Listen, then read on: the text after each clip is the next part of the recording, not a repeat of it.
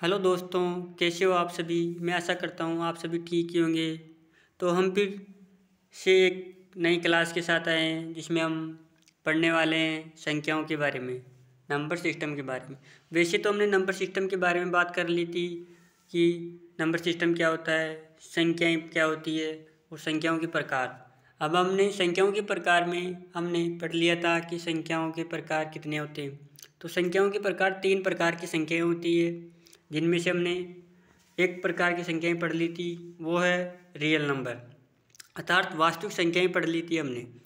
इसके बाद हम पढ़ेंगे वास्तविक संख्याओं के बाद अलावा जो संख्याएँ बची है। तो वास्तविक संख्याएँ क्या होती थी, परिमेय संख्या या अपरिमेय संख्याओं के समुच्चय को हम वास्तविक संख्याएँ कहते हैं। तो हम इन संख्याओं को संख्या रेखा पर दर्शा सकते हैं, लेकिन कुछ ऐसी संख्याएँ भी बचती है जिनको हम संख्या रेखा पर दर्शा नहीं सकते। तो उन संख्याओं को हम काल्पनिक संख्या कहते हैं और हम आज बात करने वाले हैं काल्पनिक संख्याओं के बारे में। तो काल्पनिक संख्या क्या होती है, तो हम उस संख्या को काल्पनिक संख्या कह सकते हैं जिसका वर्ग ऋणात्मक हो, अर्थात जिसका वर्गमूल करने पर, जैसे कोई संख्या है ये -√2, अब हम इसका वर्ग करेंगे तो इसका वर्ग ऋणात्मक होगा, तो इस संख्या को हम काल्पनिक संख्या कह सकते हैं। तो अर्थात काल्पनिक संख्याएँ वे संख्या होती है जिनका कोई अस्तित्व नहीं होता, जिनको हम संख्या रेखा पर नहीं दर्शा सकते, उन संख्याओं को हम काल्पनिक संख्या कहते हैं। तो किस तरह काल्पनिक संख्या उत्पत्ति हुई, तो हम देखते हैं। जैसे हम कुछ संख्याएँ लेते हैं, जैसे रूट में -2, रूट में माइनस के 7, रूट में -13, रूट में -15 और भी कुछ संख्याएँ जो ऋणात्मक, जिनका वर्ग ऋणात्मक होता है, तो वे सभी संख्याएँ काल्पनिक संख्या ही होती है। तो काल्पनिक संख्याओं के कुछ गुणधर्म हैं, उनको हम पढ़ेंगे। तो देखते हैं किस तरह उनके गुणधर्म क्या बताते हैं। तो रूट में -1 ये काल्पनिक संख्या की सबसे छोटी इकाई है। किस तरह काल्पनिक संख्याओं को दर्शाया जाता है, तो देखते हैं हम। काल्पनिक संख्याओं का सामान्य सूत्र क्या होता है, कोई नेगेटिव संख्या है यदि उसकी पावर p/2 के रूप में होती है, जहाँ पर p विषम संख्या है और q अशून्य पूर्णांक है और p विषम संख्या है। तो देखते हैं हम किस तरह इस सूत्र से एक काल्पनिक संख्या बनाते हैं। जैसे कोई संख्या ले ली हमने नेगेटिव, और वहाँ पर ऊपर p एक विषम संख्या ले ली और 2 × कोई अशून्य पूर्णांक ले लिया, तो हमने ले लिया q की जगह 3, और 3 को हम 2 से गुणा करेंगे तो 6 आ जाएगा। तो ये एक काल्पनिक संख्या है। तो हम इसको किस तरह लिख सकते हैं, जैसे -√5, ऊपर रूट लिख देंगे 1/2 को और बचेगा 1/3, तो ये भी एक काल्पनिक संख्या हो जाएगी। और अब हम देखेंगे काल्पनिक संख्याओं के गुणधर्म। तो हमने देखा था कि कोई संख्या जैसे -4 ले लिया हमने, तो अब हम इसको किस तरह से लिख सकते हैं, तो हम इसको लिख सकते हैं जैसे -√1 × 2 इसको ऐसे लिख सकते हैं हम। अब हम 2 के जोड़े बन गए तो 2 को बाहर लिख सकते हैं रूट से, तो ये एक 2 बाहर आ गया और ये अंदर बच गया रूट में -1। तो ये एक काल्पनिक संख्या हो गई। ये भी एक काल्पनिक संख्या है क्योंकि इसका वर्ग भी एक ऋणात्मक संख्या होगी। तो रूट में -1 काल्पनिक संख्याओं की सबसे छोटी इकाई होती है,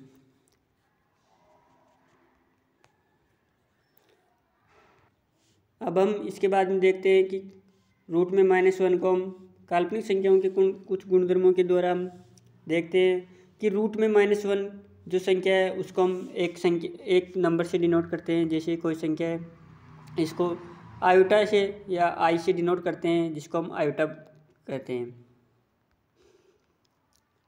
इसे हम आयोटा से डिनोट करते हैं। और देखते हैं कि आयोटा स्क्वायर का मान -1 होता है, क्योंकि √-1 को √-1 से गुणा करने पर रूट कैंसिल हो जाएगा।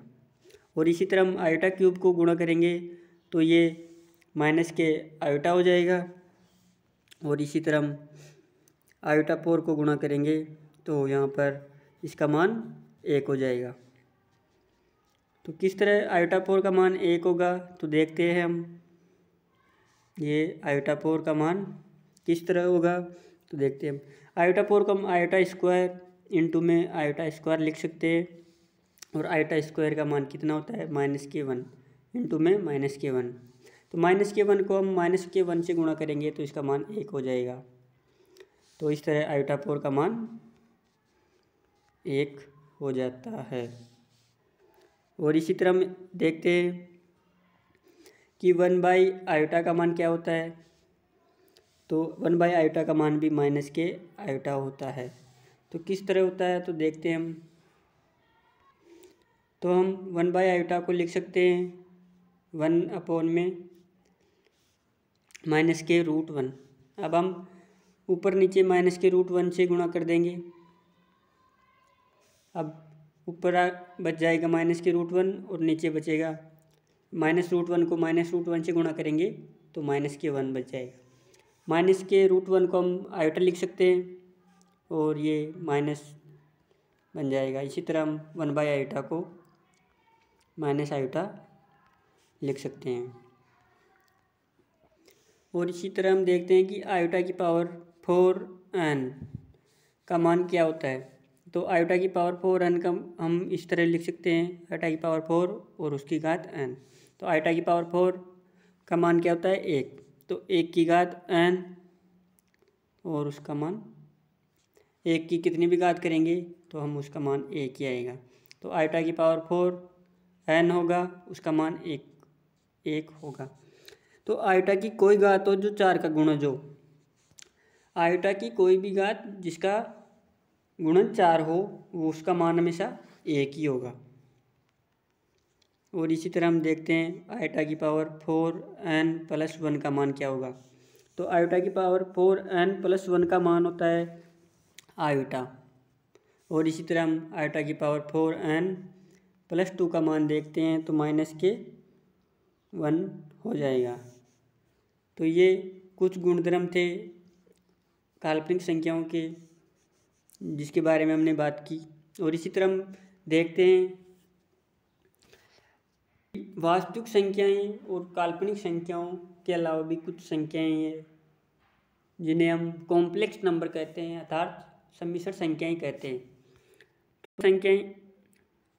सम्मिश्र संख्याएं या कॉम्प्लेक्स नंबर क्या होते हैं, इनके बारे में देखते हैं।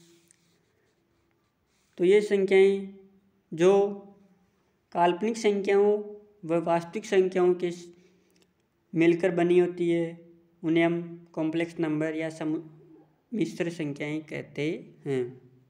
और सम्मिश्र संख्याओं के समुच्चय को हम C से व्यक्त करते हैं या C से डिनोट करते हैं। और इनका सामान्य सूत्र होता है सम्मिश्र संख्याओं का C बराबर में अक्ष प्लस आयोटा y। ये सामान्य सूत्र है जहाँ पर अक्ष एक रियल पार्ट है और आयोटा y एक इमेजिनरी पार्ट है। तो ये रियल पार्ट और इमेजिनरी पार्ट से मिलकर सम्मिश्र संख्याओं का निर्माण होता है, जहाँ पर अक्ष और y एक रियल नंबर है। रियल नंबर क्या होते हैं, वास्तविक संख्या है। इसके बाद में हम देखेंगे कि विभिन्न संख्याओं को हम व्यक्त करने वाला एक चित्र बनाएंगे जिसमें हम संख्याओं को बारे में समझेंगे। तो हम देखते हैं कोई पार्ट है जिसमें कोई नेचुरल नंबर है और ये एक हम चित्र बना लेते हैं। पहले जैसे हम चित्र के माध्यम से समझेंगे कि कोई नेचुरल नंबर है और कोई पूर्ण संख्या है या होल नंबर है, और इसके बाद में इंटीजर है और परिमेय संख्याएं हैं जैसे रेशनल नंबर है। ये रेशनल नंबर है और ये वास्तविक संख्याएं हैं। और इसके बारे में अब हम देखते हैं कि सभी नेचुरल नंबर होल नंबर होते हैं, लेकिन सभी होल नंबर नेचुरल नंबर नहीं हो सकते। इसी तरह सभी होल नंबर इंटीजर हो सकते हैं, लेकिन सभी इंटीजर होल नंबर नहीं हो सकते। और सभी इंटीजर परिमेय संख्याएं हो सकती है, लेकिन सभी परिमेय संख्याएं पूर्णांक संख्याएं नहीं हो सकती। और इसी तरह हम देखते हैं कि वास्तविक संख्याएं जो रेशनल नंबर भी होती है, लेकिन सभी रेशनल संख्याएं तो वास्तविक संख्याएं होती है, लेकिन सभी वास्तविक संख्याएं रेशनल नंबर थोड़ी ही होती है, क्योंकि वास्तविक संख्याएं तो परिमेय संख्याएं व अपरिमेय संख्याओं से मिलकर बनी होती है। तो वास्तविक संख्याओं में तो रेशनल और इरेशनल दोनों आते हैं। तो सभी रेशनल वास्तविक होते हैं, लेकिन सभी वास्तविक रेशनल नहीं होते। तो हमने इस चित्र के माध्यम से संख्याओं के बारे में जाना, और अब हम इसके बाद में देखते हैं हिंदू संख्या पद्धति। तो हिंदू संख्या पद्धति में संख्याओं को लिखने पर 10 अंकों जैसे 0 से लेकर 9 तक अंक है उनका प्रयोग किया जाता है। इन 10 संकेतों द्वारा प्रयुक्त ये पद्धति दार्शनिक पद्धति कहलाती है, जिनको हम इस तरह से लिखते हैं या इस तरह से डिनोट करते हैं हम। जैसे कोई अंक है 10 की पावर 0 जिसका मान 1 होता है, और इसको हम इकाई अंक कहते हैं 10 की पावर 0 को। और 10 की पावर 1 को हम दहाई कहते हैं, 10 की पावर 3 को हम 2 को हम सैकड़ा, 10 की पावर 3 को 1000, और इसी तरह 10 की पावर 4 को 10,000, 10 की पावर 5 को लाख, और 10 की पावर 6 को 10 लाख, 10 की पावर 7 को करोड़, 10 की पावर 8 को 10 करोड़, 10 की पावर 9 को अरब, और 10 की पावर 10 को 10 खरब, और इस तरह आगे चलती रहती है। 10 की पावर 11 खरब, 10 की पावर 12 10 खरब, फिर नील 10 नील, पदम 10 पदम, शंख 10 शंख, और महाशंख। तो ये 10 की पावर 19 जिसको हम महाशंख कहते हैं। यहाँ तक हमने हिंदू संख्या पद्धति में संख्याओं को गिनने के लिए बनाया है। तो हमने हिंदू संख्या पद्धति के बारे में जान लिया है। अब हम कुछ विशेष संख्याओं के बारे में भी जानकारी हासिल करेंगे, जैसे कुछ क्रमागत संख्याएं। तो क्रमागत संख्याएं क्या होती है, किस तरह से होती है, क्रमागत संख्याओं की श्रेणी क्या होती है। तो संख्याओं की वह श्रेणी जिसमें प्रत्येक अंक अपने से पहले आने वाले अंक से एक बड़ा हो, उसे हम क्रमागत श्रेणी कहते हैं या क्रमागत संख्याएं कहते हैं। ये जैसे कोई संख्याओं की कोई श्रेणी है, जैसे 1 2 3 4 5 6 7 और 8, ये 8 अंकों की कोई श्रेणी है, जिसमें से प्रत्येक पद, जैसे कोई हमने 5 ले लिया, ये अपने से पहले आने वाले अंक से एक अंक, एक संख्या ज़्यादा है तो एक बड़ा है। जैसे 4 5 से एक छोटा है और 5 4 से एक बड़ा है। इसमें सभी पद अपने से पहले आने वाले पदों से एक बड़े हैं, तो ये क्रमागत संख्याएं कहलाएगी या क्रमागत श्रेणी कहलाएगी। और इसी तरह हम देखते हैं जैसे 91 92 93 94 95, यह भी एक क्रमागत श्रेणी है। इनमें भी प्रत्येक पद अपने से पहले आने वाले पद से एक अंक बड़े हैं, तो ये भी एक क्रमागत संख्याएं या क्रमागत श्रेणी कहलाएगी। अब हम जानकारी देखते हैं रामानुजन संख्याओं के बारे में। तो ऐसी न्यूनतम प्राकृतिक संख्याएं जिन्हें दो संख्याओं के गणों के योगफल के रूप में कुछ विशेष तरीके से लिखा जा सके, तो वो संख्याएं रामानुजन संख्याएं कहलाती है। जैसे कोई संख्या मान ली हमने 1 और दूसरी संख्या मान ली हमने 12, तो इन संख्याओं के गणों के योगफल को हम किस तरह से लिखते हैं। तो 12 का घन हो जाएगा 1728 और 1 का घन हो जाएगा 1, तो 1728 प्लस 1729 हो जाएगा 1 मिलके। तो 1729 एक रामानुजन संख्या हो जाएगी। तो रामानुजन संख्याओं के बारे में हम देख लिया कि किसी दो संख्याओं के गणों के योगफल को कुछ इस तरह से लिखते हैं तो रामानुजन संख्याएं बनती है। अब हम बात करेंगे संपूर्ण संख्याओं की। तो संपूर्ण संख्याएं क्या होती है?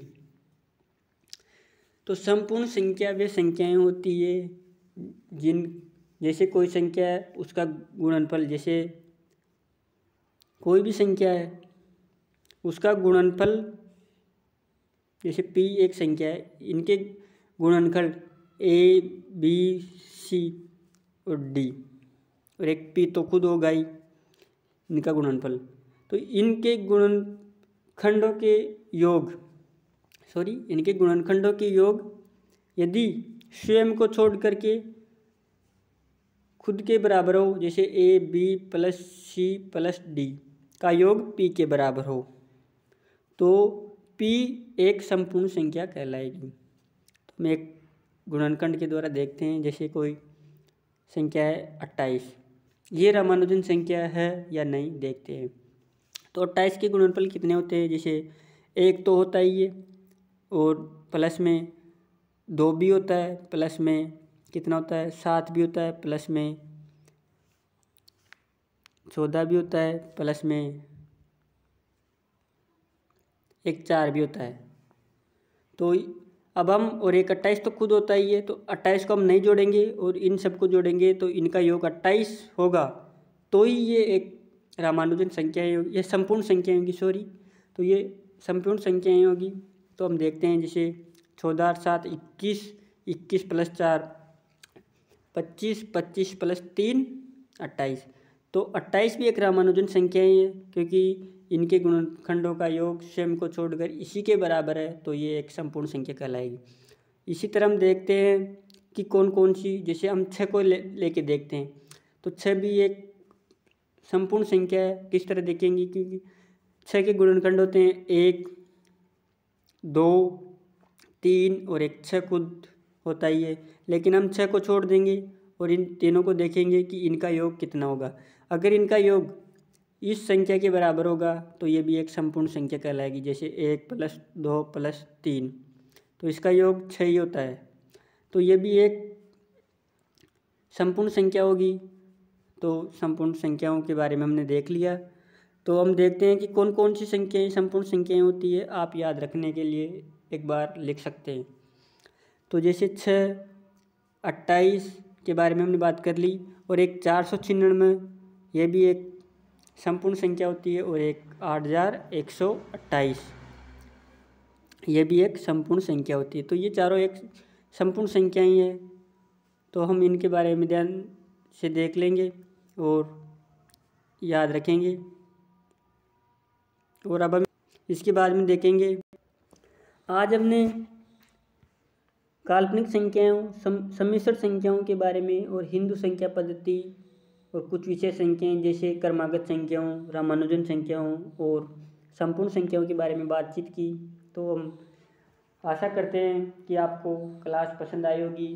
तो पसंद आई हो तो लाइक ज़रूर करें, सब्सक्राइब और शेयर भी करें। धन्यवाद।